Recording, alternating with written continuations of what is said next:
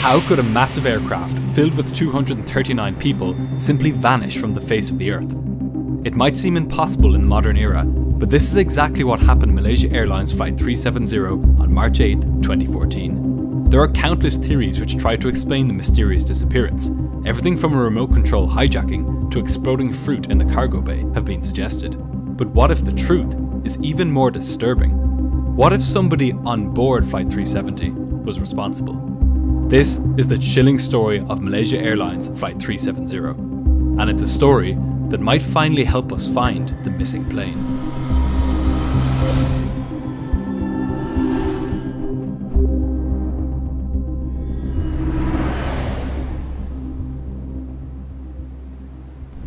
It was a clear night at Kuala Lumpur, the capital city of Malaysia. Monsoon season was coming to a close, and calmer conditions had arrived in the region. This calm extended to gate C1 of the satellite terminal of Kuala Lumpur International Airport, where a Boeing 777 operated by Malaysia Airlines was preparing for its journey to Beijing. The aircraft was being fueled and loaded with food, cargo and 227 passengers for the 6-hour journey north. As the passengers walked through the jet bridge, none of them could have known that they were about to become a part of the greatest mystery in the history of aviation. Despite the sheer variety of theories surrounding this night, one scenario stands head and shoulders above the rest. This documentary is one of the first tellings of a plausible version of that story in its entirety. In the cockpit of Flight 370 were 2 pilots, both of whom, in a matter of days, would become the subjects of intense scrutiny. Delivery Malaysian 370, good morning. Malaysian 370, request level. 370, we are ready, requesting flight level 340 to Beijing. That's First Officer Farik Abdul Hamid, requesting clearance to Beijing from air traffic control. This was a special flight for the 27-year-old. Flight 370 was his last training flight before being signed off to fly the Boeing 777. He had joined Malaysia Airlines as a cadet pilot 7 years previously, in 2007, and had flown Boeing 737s and Airbus A330s for the airline before beginning training on the 777 a few months previously. He had established an excellent performance record for himself in this time, and was assessed to be well above average during his progression through the ranks at the airline. In fact, he was doing well enough in his training that the airline considered it safe for him to be paired with just one captain for this flight, rather than the usual 2. And sitting to his left was that captain, 53-year-old Zaharie Ahmed Shah. Zaharie had joined Malaysia Airlines as a cadet pilot in 1981. In this time, he had built up over 18,000 flying hours.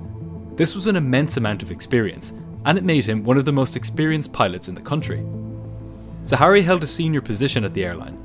As well as being responsible for taking hundreds of people around the world as a 777 captain, for the last 7 years, he had also been training pilots to fly the 777, and examining them to decide whether they should be granted their license.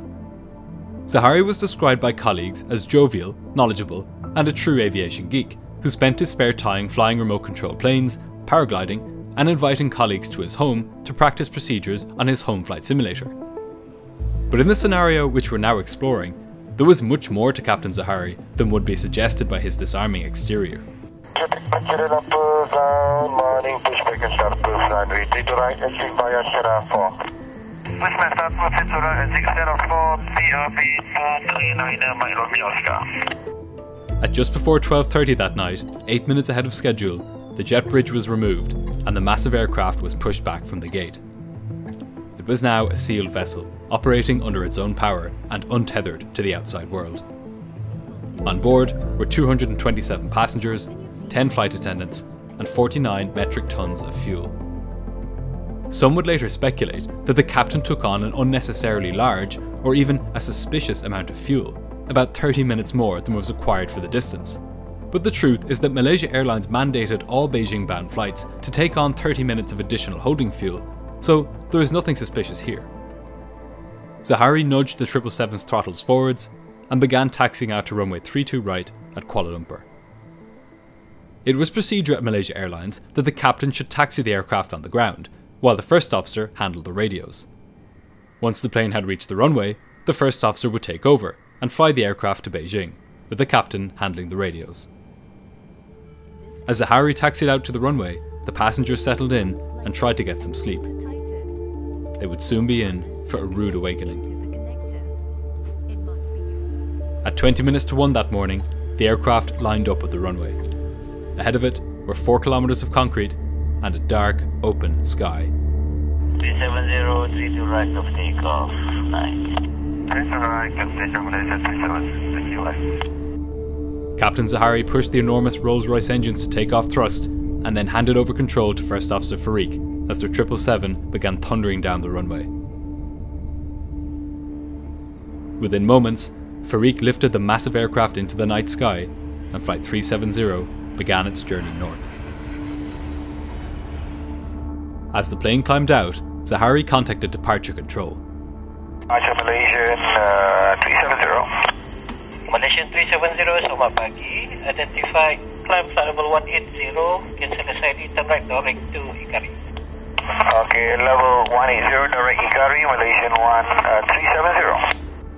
As well as clearing the flight to climb to 18,000 feet, the controller had given the pilots a shortcut, allowing them to go straight to a waypoint further along their route, known as Zaharie. This waypoint, Zaharie, is kind of an unusual one. It's one of the few waypoints on the planet which is bordered by a total of 5 different airspaces, namely those of Malaysia, Thailand, Cambodia, Vietnam and Singapore.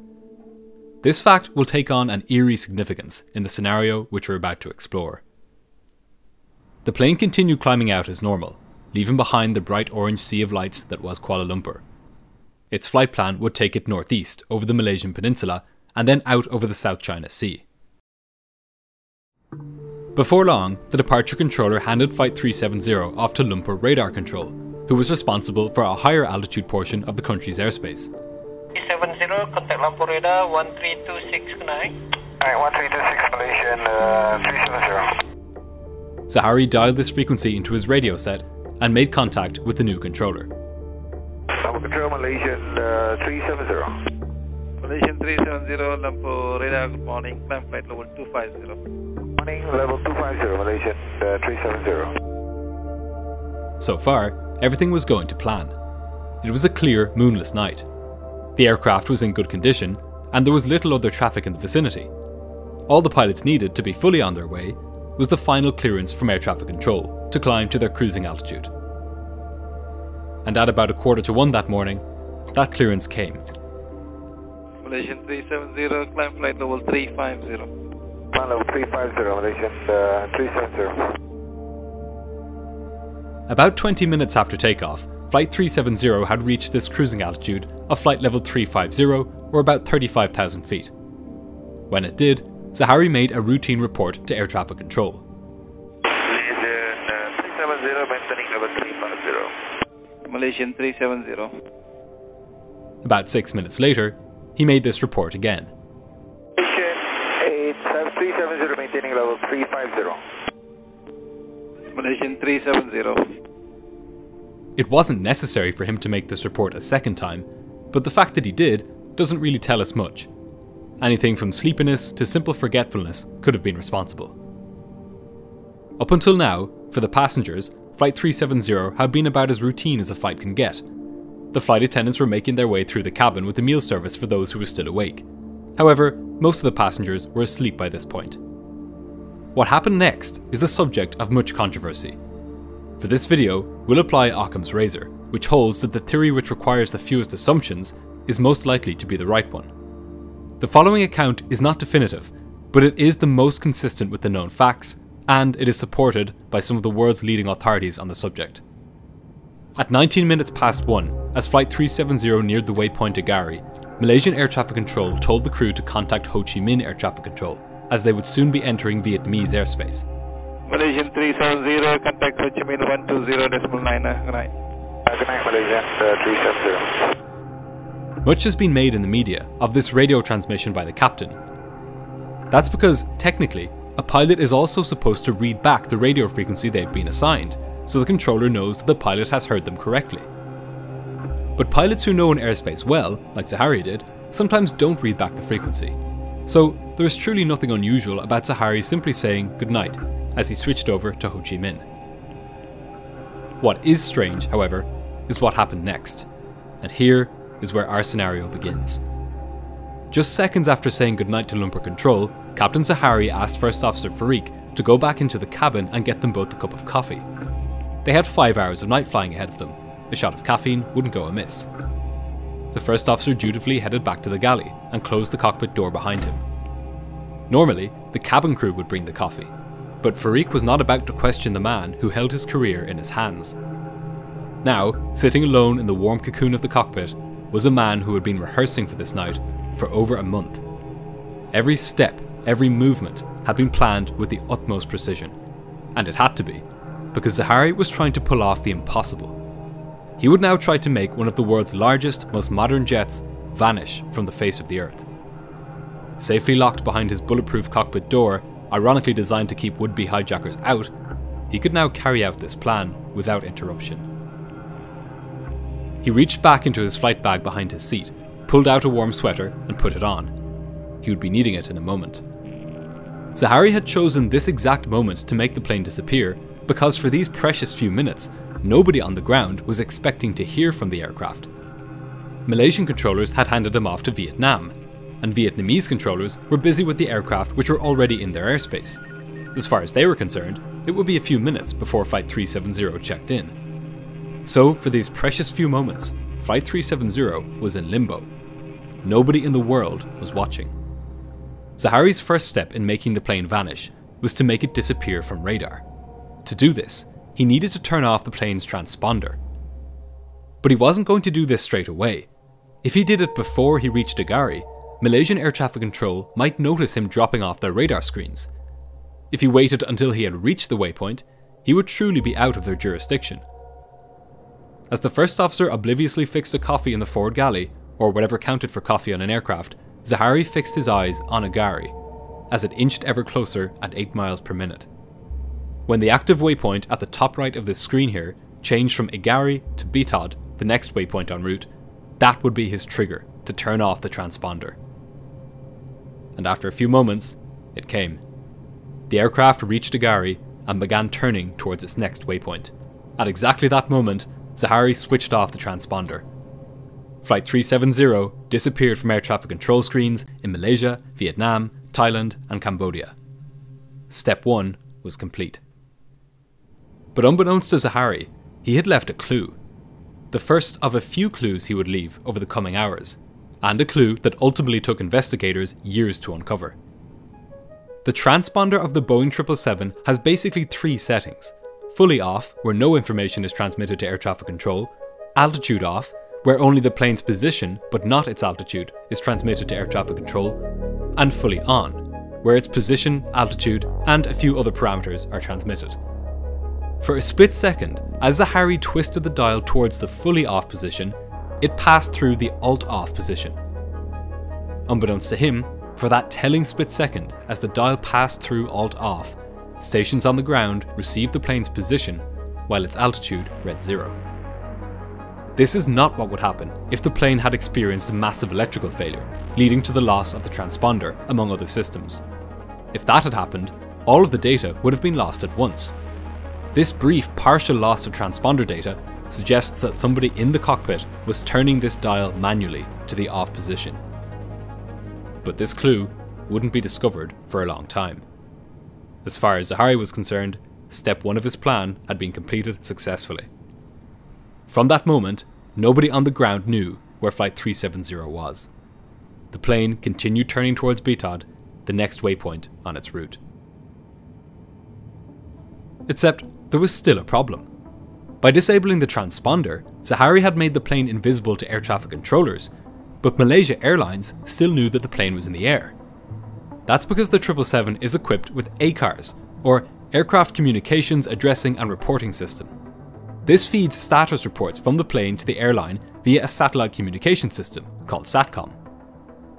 These status reports include information about the plane's fuel on board, its maintenance status, and even its position along its flight route every 30 minutes.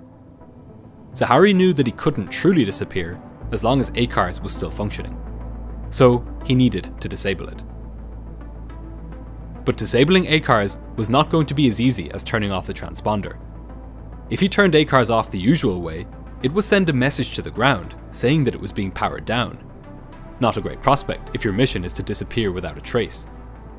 To truly vanish without leaving a trace, the captain would need to do something far more drastic.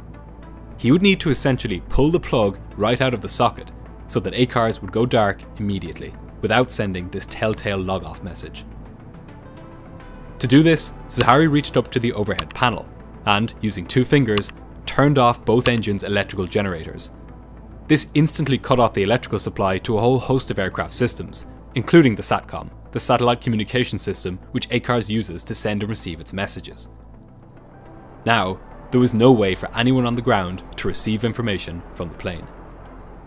Just to be sure, he then went through the menu on his flight management computer and deselected the 2 ways by which ACARS can communicate with the ground: SATCOM and VHF radio.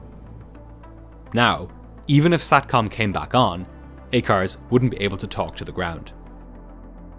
As far as the outside world was concerned, it was at this spot over the South China Sea where MH370 had vanished. Disabling the SATCOM also had another benefit, which would be absolutely essential for the next step of the captain's plan. It meant that the satellite phone in the passenger cabin and the text message facility in the passengers' in-flight entertainment systems would no longer work.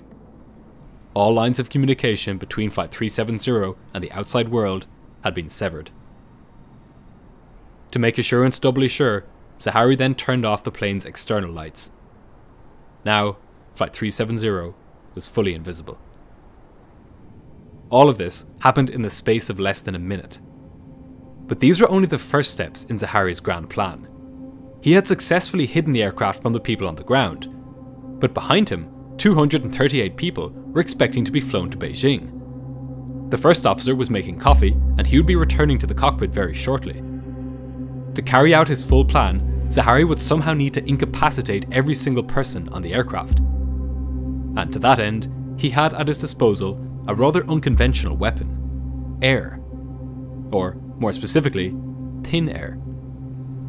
At 35,000 feet, there is only enough air to keep a human meaningfully conscious for about 45 seconds. But the air inside a passenger aircraft is pressurized. It's compacted, like the gas in a soft drink can. If the captain could somehow open a hole in his plane, most of this air would come rushing out. Luckily for him, he could open a hole. On the underside of the plane, there were 2 valves, aptly named outflow valves. By opening them, he could vent all of this condensed air out into the atmosphere. The captain readied himself. He reached into the panel on his left-hand side, pulled out his oxygen mask, placed it over his head, and started the flow of oxygen. Now that he had his own oxygen supply, he swung his right hand up to the overhead panel and prevented the engines from bringing new air into the cabin. Then, he pressed a switch which turned the aircraft's cabin pressurization from automatic to manual. Now he controlled the amount of air inside the aircraft's cabin. He had in his hands the air supply, the very lifeblood of all 238 people behind him. Once he carried out this next step, there would be no turning back. The next few seconds were the most critical in his entire plan. Just as he had rehearsed, Zaharie moved his fingers down to the 2 cabin outflow valve switches and pushed them to the open position. On the belly of the aircraft, the 2 valves opened. There was a tremendous whoosh inside the cabin as the air came rushing out. Any passengers who had been sleeping were startled awake by the noise and the change in air pressure. Their ears popped and the oxygen masks dropped automatically from the ceiling. The sudden expansion of the air inside the cabin made it significantly colder, adding to the passengers' shock. But before the bewildered passengers even had a chance to put their masks on, the captain yanked the plane violently to the left. In the forward galley, the first officer was slammed to the sidewall by the dramatic turn. He only had seconds to find an oxygen mask in the pandemonium before he would fall unconscious. The captain was holding the plane in a turn so steep that the automated bank angle warning sounded. The plane was at the edge of its capabilities, straining to stay aloft as the captain turned harder and harder. But this wasn't done for dramatic effect. Zaharie needed this turn to be tight. He was right beside Thai airspace, and the last thing he wanted was to burst into an airspace which he hadn't been cleared to enter. Because even though he had disabled the transponder, there was still one way that he could be detected: primary radar. Primary radar is the most basic kind of radar, and it works on the very simple principle of reflectance. A radar dish on the ground sends out a signal which bounces off any objects in the air, including planes and flocks of birds, and is reflected back to the radar dish. Because it just works by bouncing radio waves off an aircraft's skin, there was no way for a pilot to avoid being detected by primary radar. But at the same time, because it's such a simple system, all it can tell is where an object is. It can't tell what it is or how high it is. If Thailand's military spotted an unidentified target infringing upon their airspace, they could well scramble fighter jets to investigate who the mystery intruder was. So, as Zaharie rolled wings level, just over 2 minutes after beginning his turn, he checked his position on his navigation display. To his relief, he had just about managed to avoid Thai airspace. Flight 370 was now headed in the opposite direction, back towards Malaysia. The first part of Zaharie's mission was complete, but a massive challenge still lay ahead of him. He would now have to cross back over the Malaysian peninsula without being intercepted by the Malaysian or Thai Air Force, and he would have to do this without having his plans spoiled by the 238 people behind him. In the main cabin, the passengers were startled and confused. They had put on their oxygen masks and were listening intently to the cabin crew's instructions. The cabin crew told them that there had been a rapid decompression and that they would be descending to a breathable altitude soon. Apart from how cold the cabin had gotten and the fact that the oxygen masks had dropped, the situation appeared to be under control. Noise levels in the cabin were normal, and now that the sharp turn was finished, the plane was more or less flying steadily. But First Officer Farik knew that this situation was anything but under control. Nowhere in any depressurization checklist does it say that the pilots should turn the plane around. Their first priority, after donning their oxygen masks, is to descend to an altitude where the air is breathable. Whatever was going on up front, it had to be very strange. During the steep turn, Farik had scrambled to sit at one of the cabin crew stations in the forward galley, and he had grabbed an oxygen mask there. Now, he was ready to return to the cockpit to help the captain with the emergency. But, secure on the other side of the impenetrable cockpit door, the captain had other plans. Passenger oxygen masks only provide about 20 minutes of oxygen. The reason for that is that this gives enough time for the pilots to descend to a safe altitude where the air is breathable. This usually takes about 10 minutes. None of the passengers or crew knew it yet, but they would not be descending to a breathable altitude. Their time was running out. First Officer Farik approached the cabin interphone at the forward left door, his heart pounding. Over his shoulder was slung one of the plane's portable oxygen bottles, which he had grabbed from its compartment. He had attached the flexible plastic mask to his face, and was breathing heavily from it as he brought his fingers to the handset. There were 15 of these oxygen bottles distributed throughout the cabin, one for each of the flight attendants on a maximum crew flight. There were just 10 cabin crew on board Flight 370, so there was more than enough for each of them. And unlike the passenger oxygen masks, these bottles had 44 minutes of oxygen, more than the crew could possibly need in any conceivable emergency. But this emergency had never been conceived of. Farik was the only person on board breathing from a portable oxygen bottle. The flight attendants had followed their training and had quickly sat down at one of the spare passenger seats or at a flight attendant station and grabbed the 20-minute drop-down mask there. But Farik's situation was different. He was badly needed in the cockpit, and a portable oxygen bottle was the only way to stay conscious while he tried to regain entry. He picked up the handset, dialed the code to call the cockpit door, and put the receiver to his ear. In the cockpit, a message appeared on the captain's central display: cabin call. If Zaharie wanted to open the door, all he had to do was rotate the switch on the center pedestal from the auto position to the unlock position. The door would unlock, the light on the entry keypad outside the door would turn green, and Farik would be able to push it open. Farik waited, and watched as the light on the entry keypad continued glowing red. It should only have taken a second for the captain to unlock the door. Why was he not doing this? The first officer figured that he must have been very busy handling whatever emergency this was. He waited for a few moments, and then dialed the cockpit again. The cabin call message appeared on the captain's display, and again he ignored it. This was terrifying. The aircraft had depressurized, and it wasn't descending. Something was going seriously wrong up front in the cockpit. On the other side of the door, Zaharie fixed his eyes ahead out his windscreen and onto the orange lights of the seaside town of Kota Baru. This was his entry point for his journey back across his home country, and it was perfect for this mission. His plan was to skirt the border between Thai airspace and Malaysian airspace. This way, when the Malaysian military saw the plane on radar, they would assume that it was being handled by Thai controllers, and likewise, when the Thai military saw the plane, they would assume that it was being handled by Malaysian controllers. And, Zaharie figured, even if they did realise that it was Malaysia Flight 370 after seeing it turn back at Zaharie, they may think that it was making an emergency return to an airport, perhaps Penang's airport, where it appeared to be heading.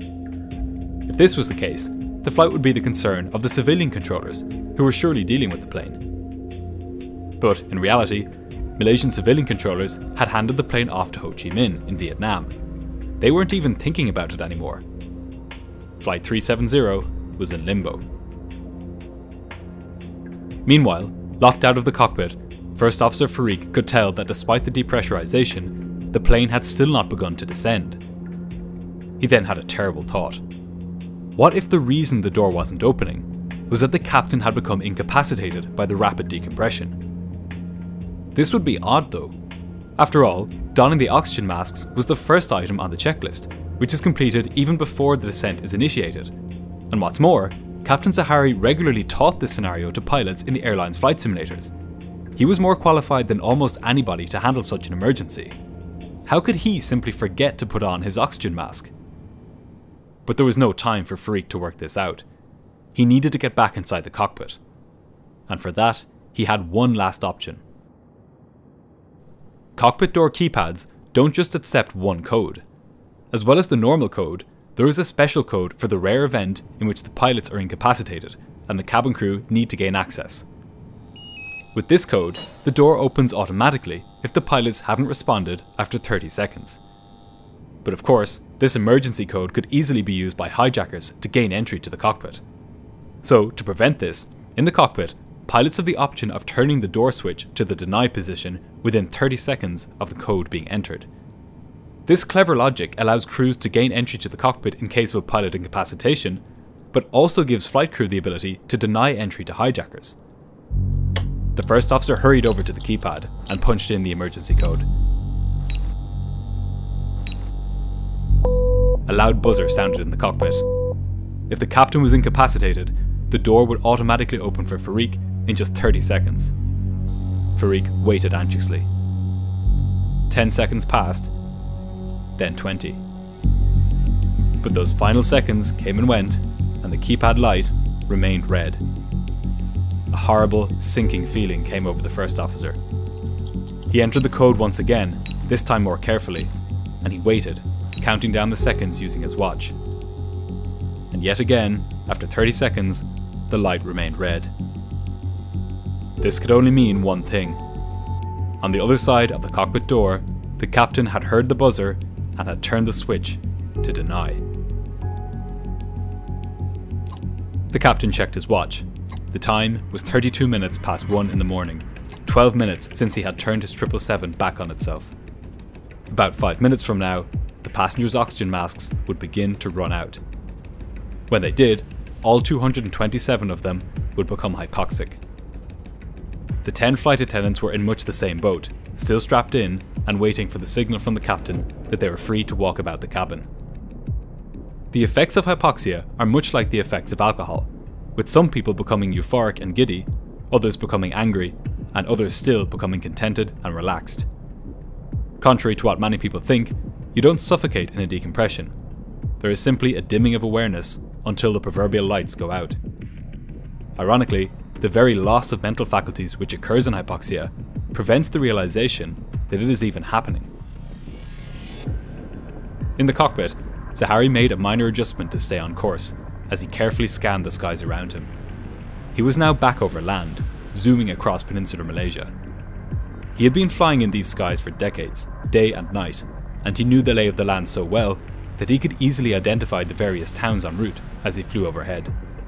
He knew that at his current speed, he would be able to cross the peninsula in about 20 minutes. As he flew, he had his radio tuned to the Kuala Lumpur air traffic control frequency.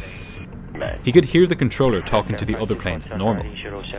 At least for now, it was business as usual in Malaysia. At Ho Chi Minh, however, controllers had noticed something odd. The Malaysia Airlines flight from Kuala Lumpur, Flight 370, hadn't made contact. This wasn't overly concerning. Sometimes it takes a few minutes before pilots get in touch.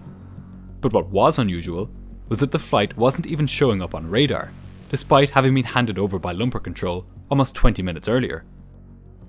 The controller tried contacting the flight over the radio. But Ho Chi Minh was far from Zaharie's mind at this point. As controllers there counted up the minutes since he was supposed to have made contact, he was counting down the minutes until the passengers and crew would lose consciousness. As for his own oxygen supply, he was at no risk of running out. His supply came from 2 large tanks underneath the cockpit, which had enough oxygen to last 2 pilots 13 hours or 1 pilot 27 hours. These tanks are topped up a few times each year, and luckily for Zaharie, or perhaps more than just luckily, this oxygen supply had been topped up that very evening, just before the plane had departed Kuala Lumpur. Take a look at this. It's a scanned copy of the actual tech log from Flight 370. This is one of the last pieces of paper generated by the flight before it left Kuala Lumpur. The tech log is the booklet where engineers and pilots note down any faults with the aircraft and whether they need fixing before the plane goes on its next flight. There are 2 things which stick out in this document. First, under defect description, the engineer wrote nil and nil notes. In other words, no maintenance needed. He also crossed out these fields to show that nothing was needed. But then, sometime later that evening, an engineer did make an entry. Crew oxygen system replenished to 1800 psi. Sometime between when the plane arrived at Kuala Lumpur earlier in the day and when it left again that night as MH370, somebody decided that the pilot's oxygen needed to be topped up. Whether it was Zaharie has never been determined. The first officer was beginning to panic. No matter how many times he entered the code, the light remained red. He began to bang his oxygen mask against the cockpit door in a desperate bid to get the captain's attention. Ho Chi Minh Air Traffic Control was growing concerned. Flight 370 had still not turned up on radar, and it hadn't answered any of their calls. The controller had tried asking other planes in the area to make radio contact with the plane, including on the international distress frequency. These aircraft had reached out, but were met with nothing but silence. After repeated efforts to call the missing aircraft, the controller at Ho Chi Minh telephoned the controller at Kuala Lumpur and told him that he had not been able to make radar contact with Flight 370. He asked whether the flight had turned back to Kuala Lumpur, but the Malaysian controller told him that it hadn't. Fears were now beginning to grow that something terrible had happened to the flight.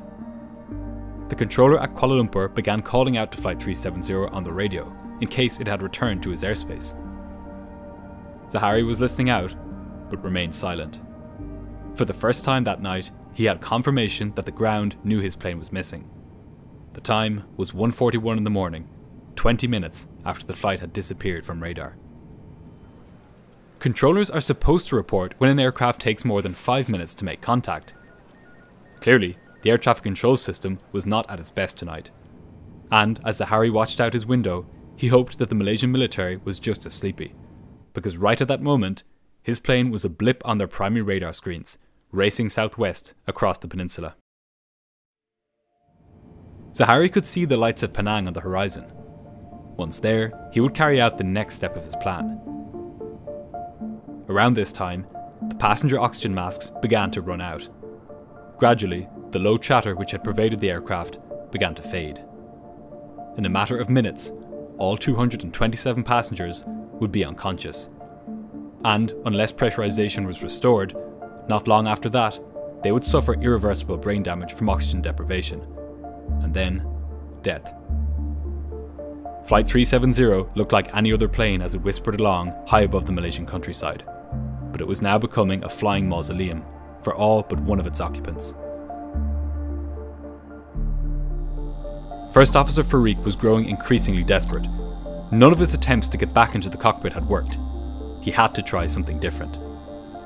He knew that at this altitude, his mobile phone would have no signal. However, at one of the cabin crew stations, there was a satellite phone.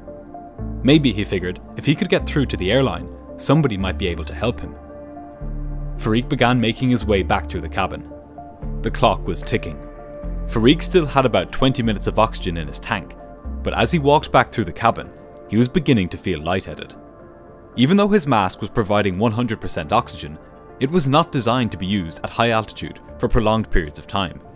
By comparison, the captain was wearing a full face mask with a tight seal, and which was specifically designed to deliver oxygen at a positive pressure. This meant that it forced oxygen into his lungs at a rate which ensured that he received as much of it as he needed. And with 26 hours of oxygen remaining, he was in no rush to repressurize the plane. By now, he had calculated, all of the passengers, and most, if not all of the crew, had lost consciousness. On his lower central monitor, he could see the first officer through the CCTV, slowly walking away from the door, back into the main cabin. Now at the other end of the Malaysian peninsula, Zaharie had reached the next important step in his plan. Ahead of him lay the Indonesian island of Sumatra. As far as Zaharie was concerned, this was an impenetrable wall. There were primary radar installations up and down the island, and there was no guarantee that the Indonesians would be as blasé about an unidentified aircraft as the Malaysians had been. If he wanted to escape, he had to avoid Indonesian airspace altogether. So, for the next part of his plan, he would need to turn to the right and fly up the Strait of Malacca.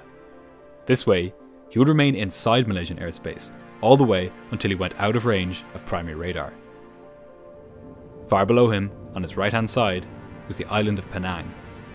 He had grown up on this island, and now he would fly over it one last time. Zaharie twisted the heading select knob on the autopilot, and the aircraft began a slow, sweeping turn to the right. As it did, the first officer held his mobile phone against the passenger window and tried desperately to make a call. His attempts to use the onboard satellite phone had proved fruitless. He didn't know it, but the SATCOM, the satellite communication system, had been disabled by the captain. Farik could see the distinctive island of Penang beneath him, along with its airport, which he had flown to many times. This was the first time since leaving the cockpit that he had a clear idea of where the aircraft was. Normally, mobile phones cannot get a signal at the speeds and altitudes that airliners fly at. But with the plane in a turn, its distance to the cell tower on Penang remained roughly constant. So, for a few short seconds, the first officer's mobile phone, an iPhone 5, connected to the ground station at Penang. But far from being able to make a call, all that Farik got was a brief, fleeting signal bar at the top of his screen. For a few seconds, the cell phone tower registered a signal hit, indicating that the phone was on, but nothing more. When the signal bar disappeared, Farik knew that he was truly out of options. Barely able to stand up from hypoxia and exhaustion, he made his way back to the cockpit door. Still in complete control, the captain rolled out on a northwest heading. Some have suggested that this turn around Penang was Zaharie bidding a final farewell to his hometown. However, this is unlikely. For one thing, the turn began after the plane had passed the island, so it wasn't really a turn around the island. And besides, the turn was too shallow for the captain to have been able to see the island anyway. Sentimentality had no place in the cockpit of Flight 370. What mattered was the mission, and the mission was far from over. It had been just about 35 minutes since Zaharie had depressurized the plane and turned it back over the Malaysian peninsula. He had managed to get across the peninsula without being intercepted by fighter jets, but he still had a significant challenge ahead of him, because Malaysia Airlines had just found out that something was amiss with Flight 370. At Lumpur Radar Control, the supervisor on duty telephoned Malaysia Airlines dispatch centre, telling them that Ho Chi Minh had been unable to contact Flight 370 or see it on radar. The dispatcher at Malaysia Airlines checked the airline's online flight tracking system to locate the flight on the map. It showed Flight 370 to be in Cambodian airspace. Of course, in reality, Flight 370 was nowhere near Cambodia. What the dispatcher did not know was that this flight tracking system didn't use live information from the aircraft to update its position. Rather, it simply projected its last known position out into the future. Since the plane's last known position was over the South China Sea, heading northeast, that's where the flight tracker showed it to be. So far as Malaysia Airlines was concerned, and now air traffic control authorities too, that's where Flight 370 was. They had no idea that at that very moment, the aircraft was hundreds of kilometers to the southwest, in Malaysian airspace, speeding up the Strait of Malacca. But it still wasn't good news to the airline that one of its flights hadn't checked in with air traffic control. The dispatcher at Malaysia Airlines sent an ACARS text message to the cockpit printer, asking the pilots to contact Ho Chi Minh immediately. But this message didn't make it to the cockpit of Flight 370. The captain had stopped the ACARS from being able to communicate with the outside world right after he had removed power from the SATCOM. He was intent on ensuring that not a single clue about the aircraft's status or position made it back to air traffic control or Malaysia Airlines. However, even with the ACARS disabled, there was still one big thorn in Zaharie's side. He knew that at Langkawi Airport, in the Malaysian state of Kedah, there was a primary radar station. He also knew that the range of this radar was 200 nautical miles. For every second he spent inside the range of this radar, he risked being discovered and intercepted by fighter jets. Because he couldn't avoid this radar, his strategy for this part of the mission was to blend in. Even at night, plenty of commercial aircraft fly up and down the Strait of Malacca, on their way between Kuala Lumpur and Europe and the Middle East. To anybody looking at the radar that night, Flight 370 would appear as just one more dot, moving serenely up the Strait of Malacca. An eerie silence now filled the passenger cabin of the 777. It had been almost an hour since the plane was depressurized, and all of the passengers were either unconscious or dead. The first officer, and any cabin crew who had used portable oxygen bottles with a 44-minute supply, had slipped into unconsciousness too. At an altitude of 35,000 feet, even 100% oxygen delivered through a portable oxygen bottle is not enough to stay meaningfully conscious. The only person alive and functioning was the one up in the cockpit. But the situation which he had created was now beginning to have unexpected side effects for his plane, and these had nothing to do with his oxygen supply. Back at Zaharie, when the captain had cut power to the plane's two main electrical generators, the aircraft's computers had diverted the limited remaining electrical power to only the plane's most essential systems. But now, almost an hour after this had happened, the plane had begun throwing up warnings saying that the computer room underneath the cockpit, known as the E&E bay, was getting too hot. Its cooling fans were one of the things which had lost power when the main electrical generators were depowered. Zaharie didn't fancy finding out what would happen if the computers which powered his cockpit screens and the aircraft's massively complicated systems overheated. According to his checklists, the very least that would happen was that his screens would start going blank. Without them, he would not be able to complete his mission. He had to restore power to the cooling fans. Flight 370 was nearing the edge of Langkawi's primary radar. After this, Zaharie would be free, totally unseen by the outside world. He decided that once he was outside of radar range, he would be safe. Only then would he restore full electrical functionality to the plane. Meanwhile, air traffic controllers in Malaysia and Vietnam were becoming increasingly confused. Malaysia Airlines operations had told Lumpur Radar Control that Flight 370 was in Cambodian airspace. But, as Vietnamese controllers confirmed, Flight 370 was never supposed to enter Cambodian airspace. It was supposed to fly over Vietnam. And besides, Cambodian controllers couldn't see Flight 370 on their radar. So, where was the flight? Was it over Cambodia or Vietnam? Or was it in the air at all? In truth, all parties involved were being duped by the software Malaysia Airlines used to track flights, which merely projected the plane's last known position out into the future. In the cockpit of Flight 370, Zaharie could see on his CCTV display that the first officer was laying slumped against the cockpit door. The one person who stood a chance at thwarting his plans had been eliminated. Just in case there was anybody left, he picked up the microphone and made a call on the intercom, asking for somebody to come and help him in the cockpit. He watched the display carefully. Nobody came. At just after 2:20 that night, Flight 370 slipped off the radar at Langkawi. Now, truly, the flight had gone dark. Over 200 people on board were dead, but at this point, an hour after it had turned back at Zaharie, barely a dozen people in the world even knew that the plane was missing. Zaharie had been listening in to air traffic control on his radio set, and there were no signs of fighter jets being scrambled to intercept his plane.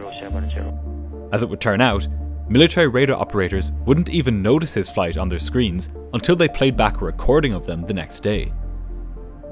Safely beyond the reach of radar, and secure in the knowledge that he was now the only one left alive on board, Zaharie was now able to restore full electrical power to the aircraft.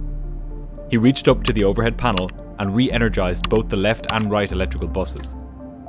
A host of onboard systems sprung back to life as the plane reconfigured electrically. The familiar hum of the fans below the cockpit resumed, and they began cooling the hot computers. Zaharie had made it.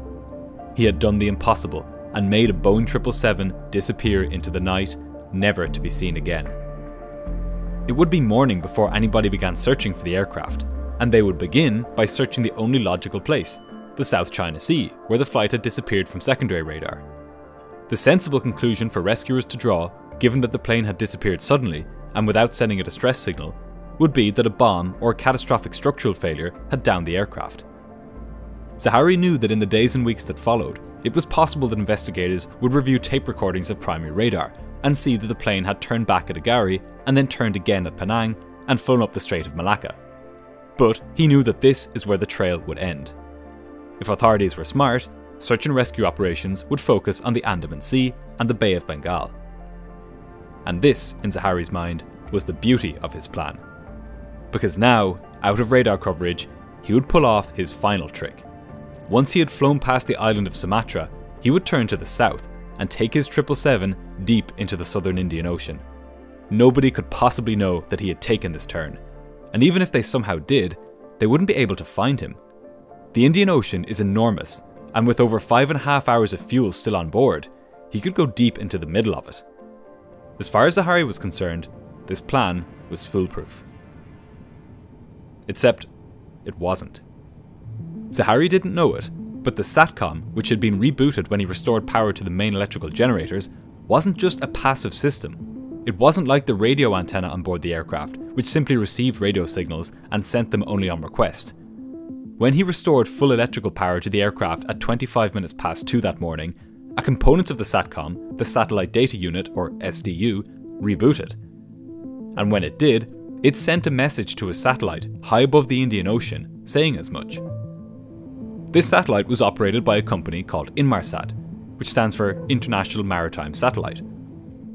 The plane's SDU told the satellite, or more accurately, told the ground station in Perth, Australia, which the satellite acted as a conduit for, that it wanted to log on to the satellite network. This log-on request was proof that the plane was still in the air, or at least that it was still intact. And what's more, every hour the ground station in Perth would send a message to the plane, which the plane would respond to, confirming that it was still on the network. What this meant was that Zaharie was dead wrong in his assumption that he had completely vanished. He continued up the Strait of Malacca, oblivious that he was carrying with him an enormous liability. But he couldn't be blamed for thinking that the SATCOM wouldn't give much away, other than the fact that the plane was still flying. After all, this log-on request contained no information. From the satellite's point of view, it just got a message from a Malaysia Airlines plane asking to log on to the network. This message didn't say where the plane was, or anything else of the sort. However, it did contain one piece of information, which, in a week's time, would shock the world. An engineer at Inmarsat would take a look at this log-on request and have an ingenious idea. Attached to the signal sent by the plane was a timestamp saying when it was sent. The satellite also recorded when it had received the signal from the aircraft. So, by comparing these two times, it was possible to determine how long it took the signal to reach the satellite. The engineer who looked at this data realized that because this signal traveled at a known speed, the speed of light, he would be able to determine how far the plane was from the satellite when it sent the signal. He carried out this calculation and got an answer for how far the plane was from the satellite when it sent the log-on request. Simple physics and a spark of insight had shown that at 2:25 AM on the morning of March 8th, Flight 370 had been somewhere on this ring. Not inside of this ring, but on it. Everywhere along this ring was the same distance to the satellite. Since the last known position of the plane on primary radar was just 3 minutes beforehand, here, it would be impossible for it to have travelled all the way to Africa or India, or way south in this time. It had to have been somewhere close to the last known position, on an arc about this length. And so, the first arc was born. Zaharie had just given investigators the ultimate clue. And what's more, it wouldn't just stop at one ring. A new ring, and therefore a new arc, would be formed every hour when the ground station in Perth inquired about the plane's online status. These routine exchanges would come to be known as handshakes. One arc every hour for as long as the plane was in the air. From this point on, the story of Flight 370 is the story of these arcs. On board Flight 370, the mission to oblivion continued. Zaharie repressurized the aircraft. With everybody behind him incapacitated or dead, there was no need to keep the air pressure so low. Now, mask off and out of radar range, Zaharie could begin the next stage of his mission, turning the plane to the south. Out his left-hand side, he watched the lights of the distant towns on the coast of Sumatra glitter. When he was beyond them, he would make his move. As Zaharie watched and waited, Malaysia Airlines Operations Centre back at Kuala Lumpur was growing increasingly concerned. It was unheard of for a plane to be out of contact for this long. At 2:38 that morning, they sent a message to the aircraft over ACARS, which was supposed to appear in the cockpit here. But this message was not received by Flight 370. Zaharie had severed the connection between ACARS and the SATCOM and VHF. The airline sent the message again at 2:39 am, but it didn't arrive this time either. Had the flight experienced some kind of massive electrical failure? Was it lost over Southeast Asia? Or had it landed somewhere in Cambodia? But then, Malaysia Airlines Operations decided to call the plane over the SATCOM. In the cockpit of Flight 370, the SATCOM phone rang. Zaharie saw the call come through on his screen. He now had confirmation that the airline knew that something was wrong with his flight. He watched and waited for the call to finish ringing. After a few seconds, it did. Zaharie wondered whether the ground would be able to tell the difference between a call which had gone unanswered and one which didn't reach the aircraft in the first place. But at this point, it barely mattered. The airline was still trying to locate the plane somewhere over Cambodia. In fact, less than 10 minutes earlier, it had told air traffic control the plane's coordinates, according to their flight tracking software. They had no idea how far off they were. In fact, it would be another hour before Malaysia Airlines realised that the position updates they were getting were simply from the projected path of the aircraft on the flight tracking software. They sent another ACARS message at 2:40 am and another a minute later, but each time the message was not received. Operations didn't know it, but Zaharie had disabled the VHF and SATCOM link to the ACARS. None of their ACARS messages would get through. Just as Zaharie had expected, the Malaysian military had been asleep at the wheel. They had failed to identify an unknown target for more than an hour as it passed right through their airspace. Under the cover of darkness, and having completely duped the authorities, Zaharie would now make his final turn south. He twisted the heading select knob to the left, and the 777, Zaharie's unwitting accomplice, obliged, completely oblivious to the mission it was party to. As Zaharie turned south, he could picture the headlines which would appear in the newspapers over the coming days. He could envisage the countless theories which would be put forward to explain the mystery. He knew that as long as the wreckage was never discovered, there would always be a shadow of doubt as to what had caused the plane's disappearance. Some would say that what happened on this night was a tragic accident, that some combination of electrical failure, rapid decompression, and pilot incapacitation led to Flight 370 going missing. But these theories, which we will call accident scenarios, all have massive flaws. If there had been an electrical failure big enough to incapacitate the pilots, why did the satellite data unit come back online an hour after it was disabled, and stay working for hours afterwards? Usually, when electrical systems fail, they stay failed. And if the pilots were so incapacitated that they couldn't get the aircraft to descend and get back to an airport, why were they still conscious enough 30 minutes after the emergency began to turn at Penang, and then more than 40 minutes after that to turn again out over the open ocean? What's more, why did they turn at such inopportune places? Why was every turn timed perfectly so as to avoid detection by air traffic controllers, civilian and military? Anybody who believes the disappearance of Flight 370 was an accident also has to reckon with the fact that the aircraft's problems started exactly when it reached Zaharie, the transfer of control point between Malaysian and Vietnamese airspace. If an accident had caused Flight 370 to go missing, then it would seem that chance itself had framed the pilots for the disappearance. Others would say that a hijacking best explains the aircraft's disappearance. But if that were the case, this would need to have been the most technically sophisticated and yet ultimately the most fruitless hijacking of all time. These hijackers had clearly done their research. They knew the surrounding airspace inside out, judging by their ability to evade detection by the military radar for over an hour. And they had intimate knowledge of how to fly and how to hide a Boeing 777. They apparently knew exactly how and exactly when to turn off not just the transponder, but the SATCOM and the ACARS too. These were no rookies.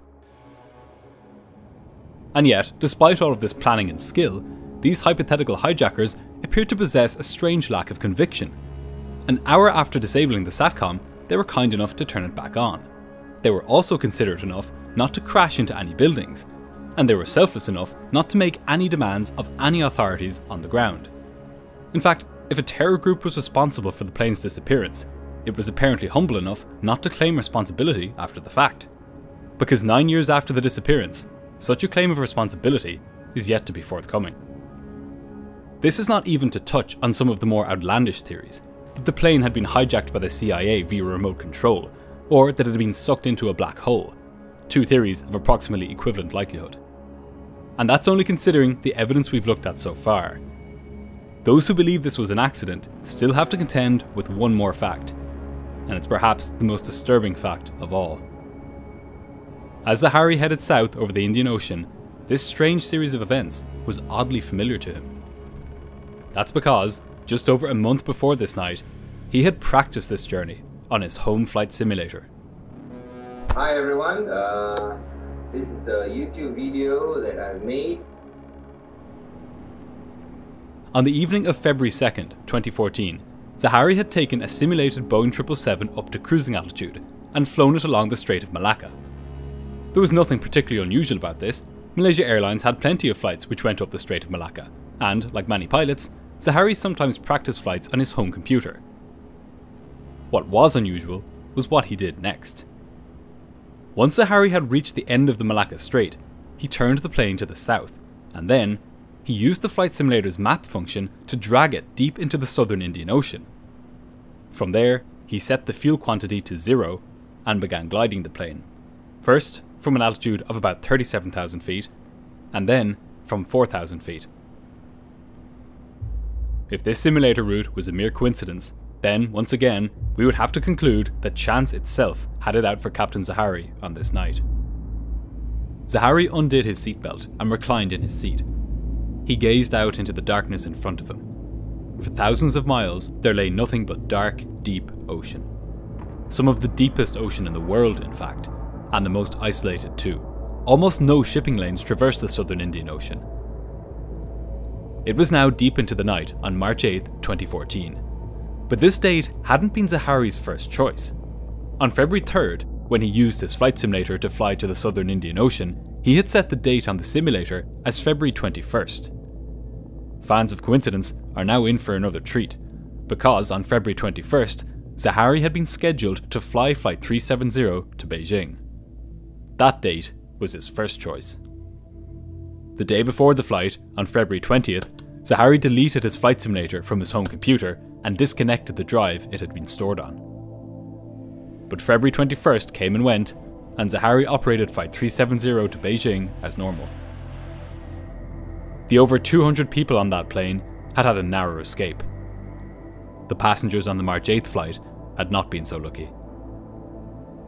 An hour since Malaysia Airlines had called Flight 370 over the SATCOM phone, the ground station in Perth initiated another handshake with the aircraft via satellite. The second arc was formed. A few minutes earlier, Malaysia Airlines had finally told Lumpur Control that the position information they'd been providing them with for Flight 370 had actually been based on projected position and not on actual position. Their focus on Cambodia had been a total red herring. At this point, controllers considered that the plane might be on its flight plan route, but that it had experienced a communications failure of some sort. They began contacting Chinese air traffic controllers, as by this point, the aircraft should have been in their airspace. If the flight was running on time, it should arrive in Beijing in just under 3 hours. In the cockpit of Flight 370, hundreds of miles to the south, Zaharie twisted the altitude selector on the autopilot and put the plane in a climb. The higher he flew, the less fuel he would use, and the deeper into the ocean he could go. He knew that if he crashed far enough into the middle of the ocean, the crash site would never be found. Any wreckage which floated on the surface would take months, even years, to wash up on the shores of Africa and Australia. Perhaps investigators would piece together a rough picture of what happened, but without any hard evidence, his family and friends would be spared the shame of knowing with certainty what he did. There would always be a shadow of doubt as to what had happened to the plane. Out over the middle of the southern Indian Ocean, Zaharie was now perhaps the most isolated person on the planet. For miles in every direction, there was not a single human life. No islands, no planes, and no boats. And now, even though his aircraft still had hours of fuel on board, there was no longer any reason for him to be part of this mission. He had carried out his tasks just as he had practiced for weeks. With the turn to the south complete, and his autopilot keeping the plane on course to the middle of the southern Indian Ocean, his presence on board was now superfluous. He would now slip into the night. For the second time that night, Zaharie opened the outflow valves. Only this time, he didn't don his oxygen mask. Within seconds, he was breathing thin air at 40,000 feet. His thinking slowed, his senses dulled, and moments later, the lights went out. Flight 370 was now a ghost plane, whispering out over the dark open ocean. As the hours went by, the satellite data unit on board continued its hourly handshakes with the ground station in Perth. It was early morning in Beijing, and controllers were hoping to see a Malaysian 777 on final approach to the runway. Its scheduled time of arrival was 6:30 AM. But this time came and went, and still no plane appeared on the horizon. Families waiting for the arrival of their loved ones were told that the flight was delayed. Meanwhile, search and rescue efforts began in the South China Sea. With no contact for hours, rescuers were fearing the worst. Would they come face to face with the shattered wreckage of a fully loaded 777? They had no idea as they searched quite how absurd the situation truly was. At that very moment, the aircraft was still in the air. Only it was thousands of miles to the south, and everybody on board was already dead. Malaysia Airlines Operations Centre made another SATCOM call to the cockpit of Flight 370. Incredibly, this was only the second call they made to the aircraft over the entire flight. But just like it had the first time, the phone rang out. This time, Zaharie wasn't even there to see it. For the airline, there was no avoiding it. Flight 370 was now officially missing. Just before 7:30 that morning, Malaysia Airlines issued a press statement announcing that the flight was missing, and that they were working with search and rescue authorities to find the plane.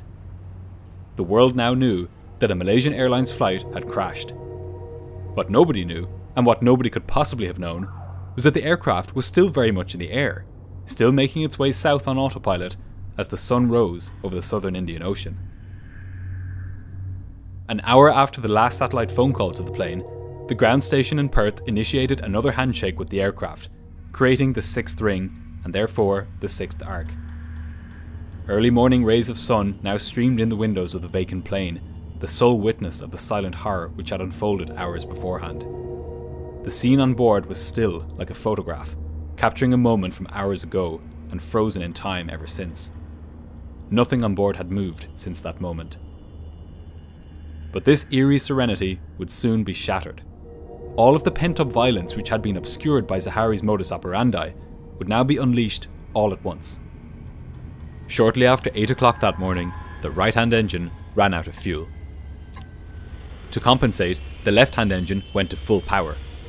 With this, the 777 began a gentle turn to the right. A few minutes later, the left-hand engine flamed out. The autopilot and autothrottle disconnected. The cockpit instruments went dark. Deprived of power and electricity, Flight 370 was now at the whim of aerodynamics. The plane began slowing down and descending. It was the beginning of the end. Except, the aircraft had a final trick up its sleeve. In the 777, some fuel is reserved for the auxiliary power unit, the APU, in case both engines flame out. The APU is a small gas turbine engine in the aircraft's tail.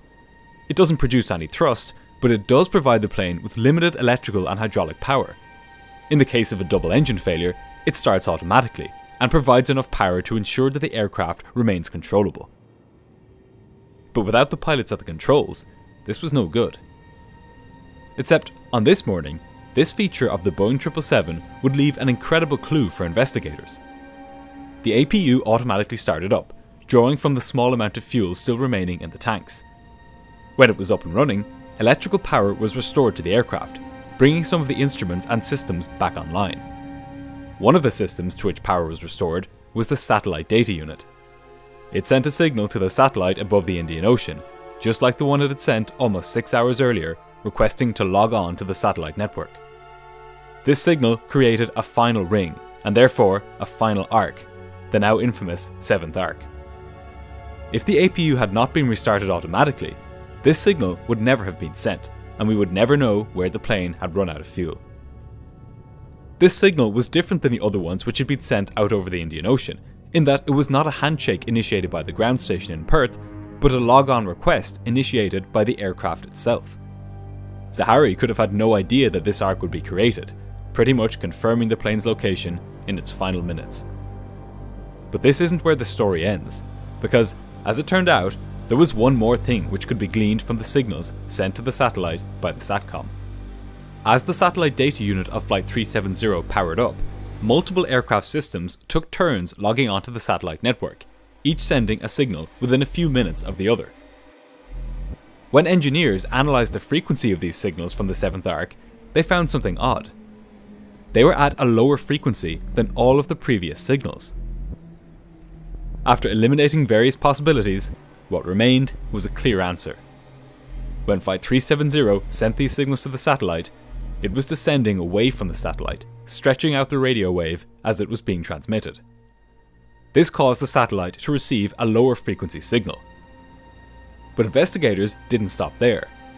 By precisely comparing the normal frequency of the signals, which the aircraft had sent previously, with the frequency of the signals received from the plane on the 7th arc, investigators could determine roughly how fast the plane was descending when it sent these signals.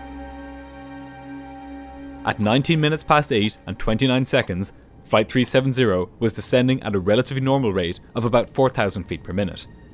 This is steeper than a plane would typically descend at, but it was within the ballpark for a normal flight. However, just 8 seconds later, when it sent another signal, the aircraft was screaming towards the ocean at an incredible rate of approximately 15,000 feet per minute. This was about 10 times the normal descent rate, and well beyond anything an aircraft like the 777 would glide at. Such an incredible rate of descent is consistent with the aircraft being in a steep turn, rolling onto its side as it fell towards the ocean. As the plane neared supersonic speeds, some of the control surfaces on the wing, including the flaperon, began to flutter before detaching from the wing. Less than 2 minutes later, Flight 370 plunged into the ocean. At 21 minutes past 8 and 7 seconds, one more signal should have been sent from the plane to the satellite. This signal never came. Most of the aircraft was shattered upon impact, with the debris sinking for miles before settling scattered on the seabed below. However, hundreds of pieces began floating. Over the coming months and years, these pieces washed up thousands of miles away, on the shores of Madagascar, South Africa, Reunion, and Tanzania, among other countries. Over 30 pieces of wreckage have been discovered to date, both from the interior and exterior of the aircraft. A flaperon from the right wing, the plastic frame of an in-flight entertainment screen from the back of a passenger seat, a section of wall panelling from the forward cabin. Many of these 30 pieces have been recovered by one man, Blaine Gibson, which, aside from being a testament to his perseverance and dedication, indicates that there are hundreds or even thousands of pieces still waiting to be discovered along the shorelines of Africa and nearby islands, if only governments were willing to look.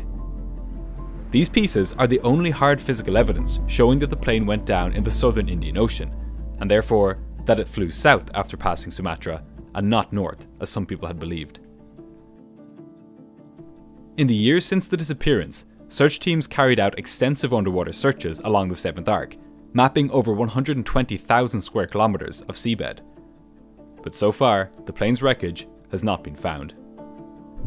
Today, almost 10 years since the aircraft went missing, all searches have been called off, pending new and credible information on the plane's final resting place. But there is still one final turn in the story of Flight 370. Let's say that at some future date, maybe decades from now, we do find the wreckage. Would this bring us any closer to understanding why the plane crashed? The black boxes, if they still contain data after what might turn out to be decades underwater, may not have any recordings of the flight's final hours. That's because, if the captain was intent on hiding the aircraft and on hiding his own culpability, he would simply have pulled the circuit breakers for the cockpit voice recorder and flight data recorder shortly after asking the first officer to leave the cockpit.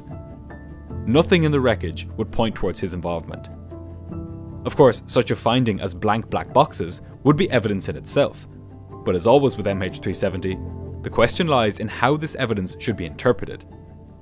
Those who favour accident scenarios would use this as further evidence that a massive electrical failure befell the aircraft, while those who think that Zaharie crashed the plane would use this as evidence that he was responsible. When something as seemingly impossible as the disappearance of a modern airliner happens, we naturally want the cause to be as big as the event itself. But in all likelihood, this was not a grand conspiracy by the CIA or the Russians involving spies or classified technology, nor is it likely that it was the result of a series of highly improbable accidents.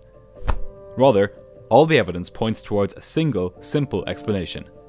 Deliberate, premeditated action by a skilled pilot, intent on accomplishing an unthinkable but entirely achievable goal: to make an aircraft disappear.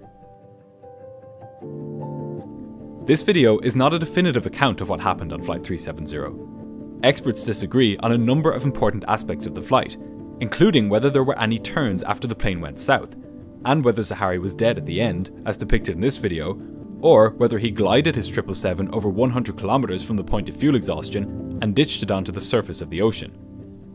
These important questions have not been resolved, and they have significant implications for where the search efforts are directed. For this reason, unless new evidence is released by the Malaysian government, it's quite possible that the most fruitful line of inquiry will be to investigate the possible motives and beliefs of Zaharie Ahmad Shah. He is overwhelmingly likely to be the cause of the plane's disappearance, and therefore, understanding his mind may hold the key to finding Flight 370. Where would he have directed the plane? Would he have tried to glide it at the end? It's an uncomfortable truth that as long as humans can fly passenger jets, humans can crash passenger jets. No amount of tracking technology or cockpit procedures can prevent this. The rarity of such events is the only solace for those of us who fly today. But this is of little help to the families of those who stepped on board Flight 370 on March 7th, 2014. This video is dedicated to those families and to their loved ones on board Flight 370.